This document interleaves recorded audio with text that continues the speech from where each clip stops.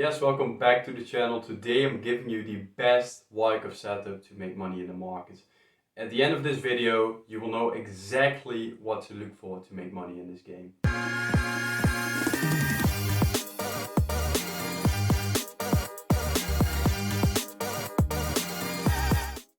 Right, so this video will be in 3 parts. First, I'm going to explain what Wyckoff is and especially what goes on behind the scenes inside this setup.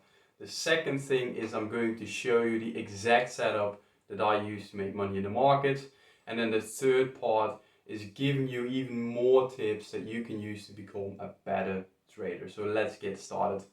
Also, if you like these videos, don't forget to subscribe because I will be uploading more about this topic so you don't miss anything there.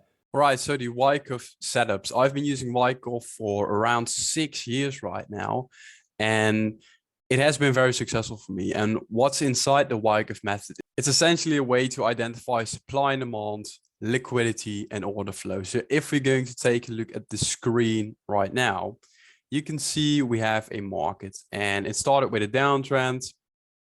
Of course, we have some ranges and some retracements in there. That's normal. And then we go down and we start to develop a range. And what's always interesting about ranges is that you want to highlight the high of the range and also the low of the range. Now, why is that? Why do you want to highlight this? Now, why is that the case? Why do you want to highlight the top and the bottom of the range? Really simple. You want to identify areas of liquidity, and especially where you can expect some order flow, some forced selling, some forced buying. So if you're going to take a look at this from a Wyckoff perspective, you get a downtrend with so-called redistribution ranges, which is where shifts happen in supply and demand. So for example, if there is a downtrend, let's say it starts, you usually get these types of moves, just like we see here. And during those areas, you often get like changes in supply and demand. So people taking profits, people scaling in new orders to sell, etc. Those things happen there. Now, after a downtrend, when there's a reversal happening, it never happens like this. It rarely does. Usually you get some building up, and this is a V reversal during a trend. You almost never get a reversal like this without some kind of range building up. So that's really important to realize. Now, what is the setup? What do we look for? Let's dive into it. So here we have the accumulation range. That's what they call it inside the Wyckoff method.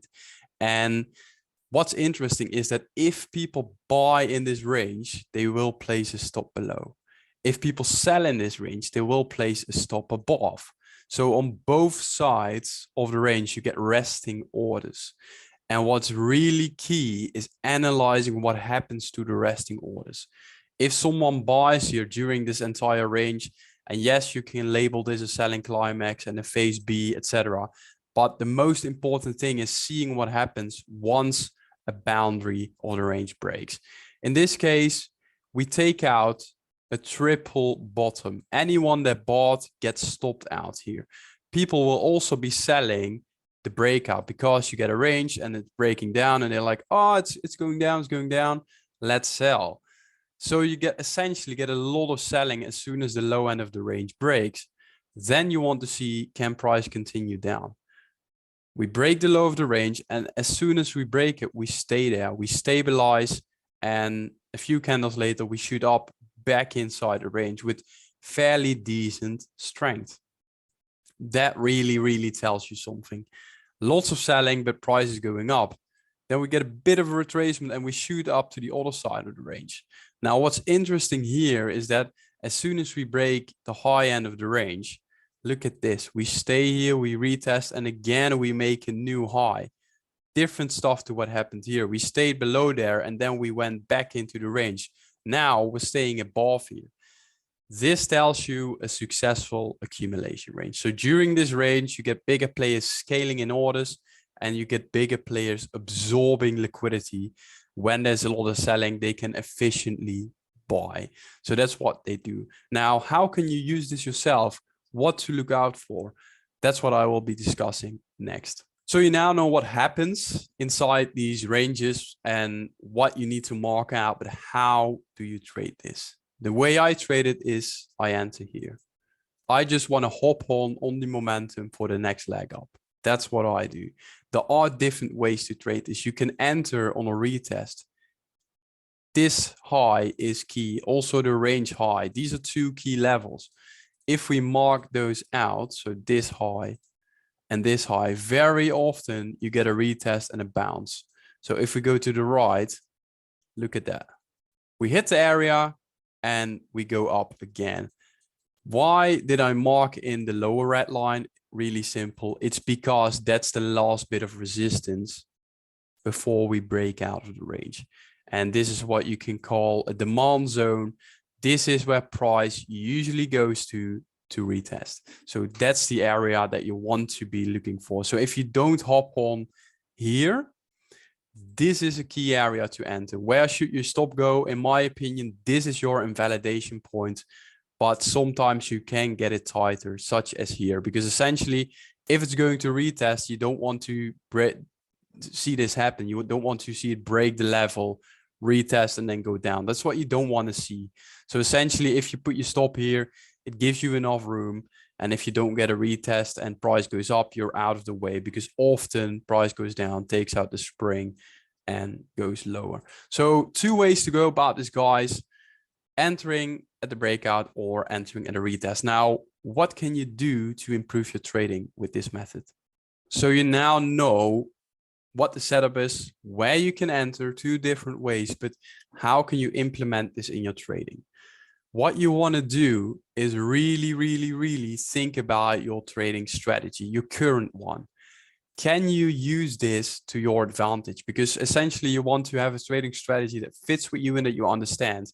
And if you already have one, you don't necessarily want to ditch everything and learn something new, because if you do that, you essentially start from scratch. So step one is think about how can you implement this in your own trading. That's really important. Step two is really backtesting, guys. You need to know if the way that you view this has edge, or at least had edge in the past. So you want to build rules around this setup that I spoke about, and then backtest it to see how it performs. Then when you have backtested it, you get the data and you can see, okay, this does increase my performance or it doesn't. What do I need to change? How can I get better at this? That's really the key that you want. Also, track performance. Track the performance difference between entering here and entering here.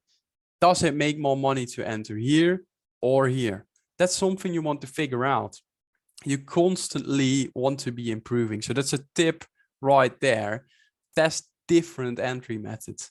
Test different targets. What I do is I wait for the new wave up, and that's where I take my profits. But what if you play another wave? Might be something worth investigating. All these things should be in your journal, and you should be developing your edge based on that.